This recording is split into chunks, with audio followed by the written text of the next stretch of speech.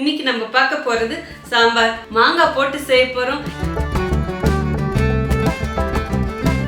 மெயினான நம்ம குரு இங்க ஒருத்தர் இருக்காரு, மாங்காய். Hi friends, welcome to cook with Sangeetha. இன்னைக்கு நம்ம பார்க்க போறது சாம்பார். ஆமாங்க, இந்த சாம்பாரோட ஸ்பெஷல் என்னன்னு பார்த்தீங்கன்னா மாங்காய் போட்டு செய்ய போகிறோம். இப்போ மாங்காய் சீசனாக இருக்குது. உங்களில் சில பேர் கேட்டிருந்தீங்க, அக்கா மாங்காய் வச்சு நிறைய ரெசிபி செஞ்சு காமிங்கன்னு சொல்லிட்டு. ஸோ உங்களுக்காகவே இந்த சாம்பாரில் இன்னைக்கு மாங்காய் போட்டு செஞ்சு காட்ட போகிறேன். மாங்காய் போட்டு செய்கிறது எல்லாருக்குமே தெரியும், ஆனால் ஆசையாக செய்வோம். கடைசியில் செஞ்சுட்டு பார்த்தீங்கன்னா அப்படியே புளிப்பாக இருக்கும். ஸோ இது எப்படி பக்குவமாக ரொம்ப புளிப்பாக இல்லாமல் செய்கிறது அப்படிங்கிறதையும் சொல்லித்தர போகிறேன். ஆனால் ரொம்ப எளிமையான முறையில் சங்கீதா ஸ்டைலில் செஞ்சு காட்ட போகிறேன். வாங்க எப்படி செய்யலான்னு பார்க்கலாம். நம்ம சேனலை யாரெல்லாம் என்ன சப்ஸ்கிரைப் பண்ணலையோ சப்ஸ்கிரைப் பண்ணுங்க.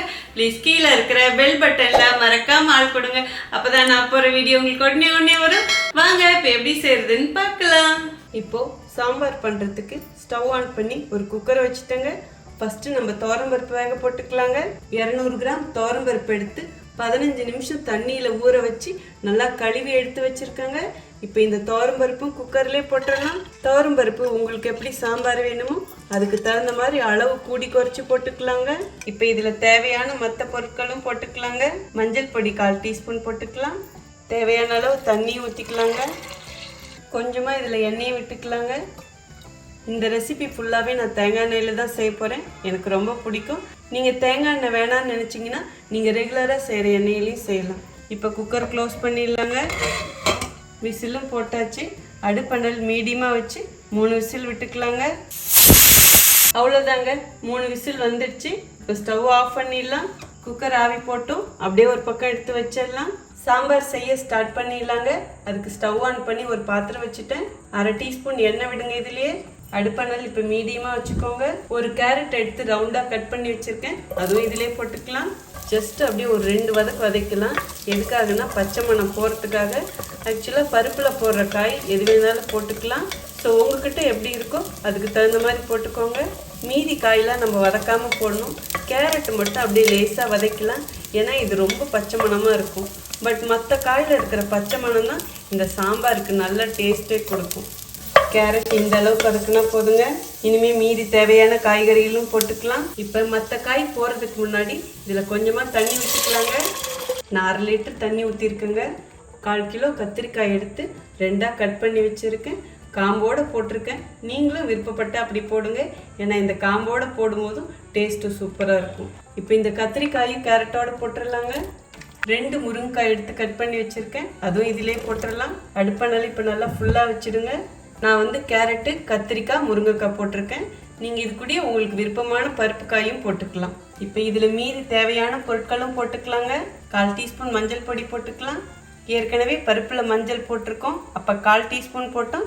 இப்போ 1/4 டீஸ்பூன் போட்டிருக்கோம். டோட்டலாக 1/2 டீஸ்பூன் மஞ்சள் பொடி. இப்போ காயில் மஞ்சள் பொடி போட்டால் தான் அந்த காயோட கலர் மாறாமல் இருக்கும். சாம்பார் பொடி 1 டீஸ்பூன் போட்டுக்கலாங்க. 1 டீஸ்பூன் வெறும் மிளகா பொடியும் போட்டுக்கலாங்க. நீங்கள் உங்கள் காரத்துக்கு ஏற்ப போட்டுக்கோங்க. மல்லிப்பொடி 2 டீஸ்பூன் போட்டுக்கலாங்க. இதுலேயே பெருங்காய பொடி 1/2 டீஸ்பூன் போட்டுக்கலாங்க. ஈவன் நீங்கள் கட்டி பெருங்காயம் இருந்தால் கூட சின்னதாக ஒரு பீஸ் போடுங்க, அது இன்னும் சுவை அதிகமாக இருக்கும். இப்போ எல்லாத்தையும் ஒன்று சேர்த்து கிளறி கொடுங்க. இது நல்லா கொதிச்சு வரட்டுங்க. எல்லா காயும் போட்டு வதக்கிடாதீங்க. இப்போ நான் செஞ்ச மாதிரியே செய்யுங்க. கத்திரிக்காய் நான் பெரிய பெரிய பீஸாக போட்டிருக்கேன். முருங்கைக்காய் வேக டைம் ஆகும். ஸோ கத்திரிக்காய் பெரிய பீஸாக போடும்போதும் இது ரெண்டும் ஈக்குவலாக வெந்திருக்கும். நீங்கள் சின்னதாக வேணால் கூட கத்திரிக்காய் போட்டுக்கலாம். இப்போ இது நல்லா கொதிச்சு வரட்டுங்க. நல்லா கொதிக்குதுங்க. இப்போ ஒரு வாட்டி கிளறி கொடுத்துருங்க. கிளறி கொடுத்துட்டு பெரிய வெங்காயம் 1 எடுத்து ஸ்லைஸாக கட் பண்ணி வச்சுருக்கேன், அதுவும் இதிலே போட்டுக்கலாம். நீங்கள் பெரிய வெங்காயம் இருந்தாலும் போடலாம், சின்ன வெங்காயம் இருந்தாலும் ஒரு கைப்பிடி போடலாம். பேச்சுலருக்குலாம் இந்த மாதிரி செய்கிறது ரொம்ப ஈஸிங்க. இப்போ இதையும் கிளறி கொடுங்க. இன்னும் 3 நிமிஷத்துக்கு இது நல்லா கொதிச்சு வேகட்டுங்க. A few minutes later. காய் முக்காவாசி வெந்துடுச்சு. இந்த அளவுக்கு வெந்தால் கரெக்டாக இருக்குங்க. இந்த டைமில் வேக வச்ச பருப்பு இதிலே ஊற்றிடலாங்க. நான் பருப்பு கடையாமல் ஊற்றுறேன், நீங்கள் வேணுன்னா கடைஞ்சிட்டும் ஊற்றிக்கலாம். இப்படி ஊற்றும் போதும் அங்கங்கே ஒவ்வொரு பருப்பு இருக்கும் சாம்பாரில், அது ரொம்ப சுவையாக இருக்குங்க. பழமாக 2 தக்காளி எடுத்து கட் பண்ணி வச்சுருக்கேன், அதுவும் இதிலே போட்டுக்கலாம். நம்ம மாங்காய் போட்டு வைக்கிறோம், ஸோ அதனால தக்காளி ரொம்பவும் போட வேண்டாம், புளியும் ரொம்ப ஊற்றக்கூடாது. ஒரே ஒரு கிளிமுக்கு மாங்காய் எடுத்து பீஸ் பீஸாக கட் பண்ணி வச்சுருக்கேன், அதுவும் இதிலே போட்டுக்கலாம். ரொம்ப புளிக்கிற மாங்காயும் போட வேண்டாங்க. அதே மாதிரி மாங்காய் நான் தோலோடு போட்டிருக்கேன், எனக்கு பிடிக்கும். ஏன்னா அந்த தோலில் இருந்தால் வாசனை சூப்பராக வரும். ஈவன் நீங்கள் தோல் எடுத்துட்டும் போடலாம். மாங்காயை இந்த மாதிரி கடைசியில் தான் போடணும், முன்னாடியே போட்டிங்கன்னா நல்லா வெந்துடும், அதாவது குழஞ்சிடும். சின்னதாக ஒரு துண்டு புளி எடுத்து ஊற வச்சுருக்கேன். இப்போ இது நல்லா கரைச்சிக்கலாம். நான் சொன்ன மாதிரி புளி ரொம்ப கம்மியாக எடுக்கணும். இப்போ பாருங்க, சின்னதாக ஒரு துண்டு தான். ஏன்னா மாங்காய் போட்டிருக்கோம், தக்காளி போட்டிருக்கோம். ஸோ சாம்பாருக்கு ரொம்ப புளிப்பு அதிகமாச்சுன்னா நல்லாவே இருக்காது. ஸோ கொஞ்சமாக புளி எடுத்து இந்த மாதிரி கரைச்சிட்டு இப்போ புளி தண்ணி இதிலே ஊற்றிக்கலாங்க. அடுப்பை ஃபுல்லாகவே இப்போ இருக்கட்டுங்க. இந்த குழம்புக்கு தேவையான அளவு உப்பும் போட்டுடலாம். இப்போ குழம்போடைய திக்னஸ் உங்களுக்கு எப்படி வேணுமோ அதுக்கு தகுந்த மாதிரி தண்ணி ஊற்றி கூட்டி வச்சுக்கோங்க. நான் கொஞ்சமாக தண்ணி விட்டுக்கிறேன். இப்போ அப்படியே எல்லாத்தையும் நல்லா ஒன்று சேர்த்து கலருங்க. உப்பு காரம் புளிப்புலாம் கரெக்டாக இருக்கான்னு பார்த்துக்கோங்க. உங்களுக்கு தகுந்த மாதிரி அட்ஜஸ்ட் பண்ணிக்கோங்க. புளி நான் சொன்னதுக்கு மேலே போட வேண்டாம். நான் கிளிமூக்கு மாங்காய் போட்டிருக்கேன். நீங்கள் உங்களுக்கு என்ன மாங்காய் விருப்பமோ அதுவும் போட்டுக்கலாம். ஆனால் ரொம்ப புளிக்கிற மாங்காயாக இருந்தால் மாங்காய் ரொம்ப கம்மியாக போடணும். அப்பப்போ நான் சொல்கிற குறிப்புகளை ஃபாலோ பண்ணி செய்யும் போதும் உங்களுக்கு இந்த சாம்பார் ரொம்ப டேஸ்ட்டாக வரும். இப்போ அடுப்பணல் நல்லா ஃபுல்லாக வச்சுருங்க. இது நல்லா கொதிச்சு வரட்டுங்க. பாருங்க, குழம்பு கூட்டி வச்சதுக்கப்புறம் நல்லா கொதி வருது. இப்போ ஒரு வாட்டி கிளறி கொடுத்துருங்க. இன்னும் 4 நிமிஷத்துக்கு இது நல்லா கொதிச்சு வேகட்டுங்க. அடுப்பணல் மட்டும் மீடியமாக வச்சுடுங்க. அப்படியே க்ளோஸும் பண்ணி வச்சிடலாம். நான் கொஞ்சமாக திறந்தாப்பில் மூடுறேன், இல்லைன்னா பொங்கி கீழே ஊற்றிடும். ஸோ 4 நிமிஷத்துக்கு அப்புறம் பார்க்கலாங்க. 4 நிமிஷமும் நல்லா கொதிக்குதுங்க. இப்போ ஒரு வாட்டி நம்ம கிளறி கொடுத்துருவோம். இந்த டைமில் காய் வெந்திருக்கான்னு பாருங்கள். காய் வெந்துடுச்சுன்னா தாளிப்பு கொடுத்துடலாம், இல்லைன்னா இன்னும் கொஞ்சம் நேரம் வேக விடணுங்க. நான் இன்னும் 2 நிமிஷம் வேக விட்டுக்கிறேங்க. இன்னும் 2 நிமிஷம் நல்லா வேக விட்டுட்டுங்க. இந்த அளவுக்கு சாம்பார் கொதிச்சு வெந்தால் போதுங்க. இப்போ இந்த சாம்பாருக்கு ஒரு தாளிப்பும் கொடுத்துடலாங்க. தாளிப்பு கொடுக்கறதுக்கு ஸ்டவ் ஆன் பண்ணி ஒரு பாத்திரம் வச்சுட்டேங்க. இப்போ தாளிப்புக்கு தேவையான அளவு எண்ணெய் ஊற்றிக்கலாங்க. எண்ணெய் வேணாலும் ஊற்றிக்கலாம், நெய் வேணாலும் ஊற்றிக்கலாம். இல்லைன்னா நீங்கள் நெய்யை பரிமாறும் போது ஊற்றி சாப்பிட்டாலும் செம்மையாக இருக்கும். இப்போ அடுப்பணல் மீடியமாக வச்சுக்கோங்க. நீங்கள் நார்மலாக கடுகு வெந்தயம் ஜீரகம் போட்டும் தாளிப்பு கொடுத்துக்கலாம். அப்படி இல்லைன்னா இந்த மாதிரி தாளிப்பு வடகம் இருந்ததுன்னா தாளிப்பு வடகம் போட்டும் தாளிச்சிக்கலாம். இந்த தாளிப்பு வடகம் போட்டு தாளிக்கும் போதும் அவ்வளோ சுவையாக இருக்கும். தாளிப்பு வடகம் எப்படி போடுறதுன்னு நம்ம சேனலில் போட்டிருக்கேன், வேணும்னா செக் பண்ணி பாருங்கள். நான் கீழே இருக்கிற டிஸ்கிரிப்ஷன் பாக்ஸ்லேயும் தாளிப்பு வடகம் லிங்க் கொடுக்குறேங்க. இப்போ இந்த தாளிப்பு வடகம் பெருசாக இருக்கு இல்லைங்களா, ஸோ அதனால நமக்கு தேவையான அளவு நான் எடுத்து வச்சுருக்கேன். இதை அப்படியே இப்போ நல்லா ஊற்றி விட்டுறலாம். எண்ணெய் சூடாயிடுச்சு இல்லைங்களா, இப்போ இதில் இந்த வடகம் போட்டுடலாம். இந்த வடகத்திலே எல்லாமே இருக்குது, அதாவது கடுகுலேருந்து வெந்தயத்துலேருந்து எல்லா பொருளும் இருக்கிறதுனால நம்ம வடகம் மட்டுமே போட்டால் போதும். எக்ஸ்ட்ரா எதுவும் போடணுங்கிற அவசியம் இல்லை. பட் இருந்தாலும் சீரகம் ஒரு டீஸ்பூன் போடுங்க, செம்ம டேஸ்ட்டாக இருக்கும். இதுலேயே 3 காஞ்ச மிளகாயும் போட்டுக்கலாங்க, ஜஸ்ட் ஒரு ஃப்ளேவருக்காக தான். இப்போ கம்மியான தீயில வச்சுட்டு இதை அப்படியே எல்லாம் ஒன்று சேர்த்து கிளறி கொடுங்க. இது நல்லா ப்ரௌன் கலராக வரணுங்க, அப்போ தான் நல்ல மனம் வரும். நல்லா ப்ரௌனாக வந்துடுச்சுங்க. இப்போ ஸ்டவ் ஆஃப் பண்ணிடலாம். கொஞ்சமாக இதிலே கருவேப்பிலையும் போட்டுக்கலாம். ஒரே ஒரு சிட்டிகை வெறும் மிளகா பொடியும் போட்டுக்கலாம். எல்லாத்தையும் ஒன்று சேர்த்து கிளறி கொடுங்க. இந்த மிளகா பொடி போடும்போது நல்ல ஒரு கலர் கொடுக்கும். அவ்வளோதாங்க, தாளிப்பு ரெடி ஆயிடுச்சு.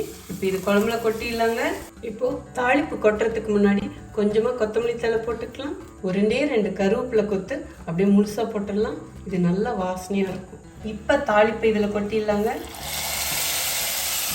சூப்பரான வாசனை. வடகம் தாளிக்கும் போது அதோடைய வாசனையே தனி. இப்போ அப்படியே ஒரு வாட்டி கிளறி கொடுத்துடலாங்க. சாதத்தில் இந்த சாம்பார் ஊற்றி சாப்பிட்டீங்கன்னா அவ்வளோ சூப்பராக இருக்குங்க. அதுவும் இந்த வடகம் தாளிக்கும் போது தான் அந்த சுவை இருக்கும். அவ்வளோதாங்க, சூப்பராக மணக்க மணக்க நம்ம ஸ்பெஷல் சாம்பார் ரெடி ஆயிடுச்சு. அதுவும் மாங்காய் போட்டு. இப்போ வாங்க எப்படி இருக்குன்னு டேஸ்ட் பார்த்துடலாம். தலவாழை இலையில சாம்பாரும் சாதமும் சாப்பிட்டா சொல்லணுமா என்ன? சுட சுட சாதங்க, மணக்க மணக்க சாம்பார், அதுவும் மாங்காய் சாம்பாருங்க.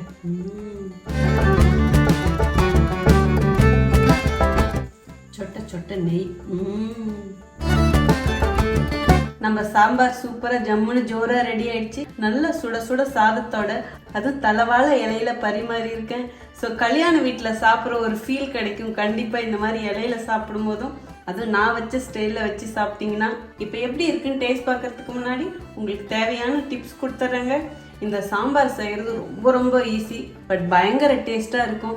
இதில் நான் சொன்ன சின்ன சின்ன நுணுக்கங்களை ஒவ்வொன்றா கவனித்து செஞ்சீங்கன்னா இதுவரைக்கும் நீங்கள் சுவைக்காத சுவையாக இருக்கும். அது மட்டும் கிடையாது, நான் என்ன அளவுகள் சொல்லணும் வீடியோவில் ப்ளீஸ் அதை அப்படியே ஃபாலோ பண்ணுங்கள். மெயினாக பார்த்தீங்கன்னா புளி. ஸோ ஏன்னா இதில் நம்ம மாங்காய் போட்டு வச்சுருக்கோம். புளி தக்காளி அதிகமாக போட்டிங்கன்னா இதுக்கு டேஸ்ட்டே போயிடும். ரொம்ப புளிச்சிக்கிட்டு இருந்தால் யாருமே விரும்பி சாப்பிட மாட்டாங்க. அந்த மாங்காயோட ஃப்ளேவர் வரணும், அந்த வாசம் மட்டும்தான் நமக்கு வரணும். ரொம்ப அதில் வந்து புளிப்பு ஓவராக இருக்கக்கூடாது. ஸோ அந்த மாங்காய் புளிப்பு தரதுனால நம்ம மற்ற புளிப்புத்தன்மை தரக்கூடியதை குறைச்சிக்கணும். இதை மட்டும் நீங்கள் இதில் நல்லா கவனித்து செஞ்சீங்கன்னா இந்த சாம்பார் செம்மையாக வருங்க. அதே மாதிரி பருப்பு காய்கறிகள் இதெல்லாம் பொறுத்தும் நமக்கு டேஸ்ட் வரும். ஸோ பருப்பு ரொம்ப அதிகமாக போட்டிங்கனாலும் டேஸ்ட் நல்லா இருக்காது. நீங்கள் எந்த அளவுக்கு காய்கறி எடுக்கிறீங்களோ அதுக்கு தகுந்த மாதிரி போடுங்க. நான் இன்னைக்கு கத்திரிக்காய் முருங்கைக்காய் கேரட் போட்டிருக்கேன். ஸோ நீங்களும் இதே காம்பினேஷனில் ட்ரை பண்ணி பாருங்கள், செம்ம அஸ்தலாக வரும். நிஜமாக சொல்கிறேன், இந்த சாம்பார் எப்படி வச்சேன்னு கேட்பாங்க.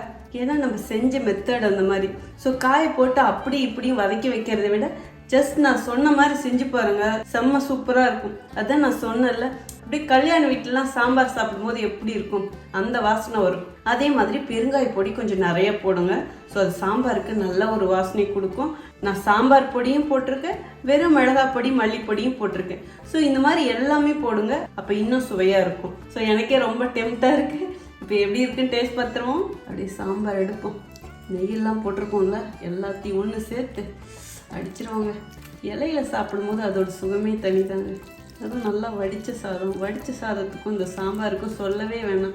எனக்கு நிஜமாக சொல்கிறேன், இது கூட எதுவுமே தொட்டுக்கு வேணும்னே தோணலை. ஏன்னா நம்ம செய்கிற ஸ்டைல் அப்படிங்க. இந்த ஒரு சாம்பாரே போதும், இந்த சாதத்தை ஃபுல்லாக காலி பண்ணிடலாம். சாப்பிட்டு பார்த்துருவோம். ஓ மை காட், பிரமாதங்க, சான்ஸே இல்லை. அதாவது அப்படியே அமிர்தம்னு சொல்லுவாங்களா, அந்த சுவையில் இருக்குது. நான் சாம்பார் நல்லா கொஞ்சம் நிறையா தான் ஊற்றி சாப்பிட்றேன். புளிப்பே தெரியல, ஏன்னா நம்ம அப்படி பார்த்து பார்த்து வச்சுருக்கோம். அந்த அளவுகள் தான். இன்னைக்கு ஒரு புடி தாங்க. அதான் இந்த கத்திரிக்காயெல்லாம் இப்படி போடணுங்க, அப்படியே நல்லா பெருசு பெருசாக. நான் எப்பயுமே இப்படி தான் வைப்பேன். அதே மாதிரி இந்த காம்போடு போடுவேன். எதையுமே அந்த தோல் எடுத்துகிட்டு போடும்போதும் அதோடைய ஒரிஜினல் ஃப்ளேவர் கிடைக்காத மாதிரி இருக்கும்.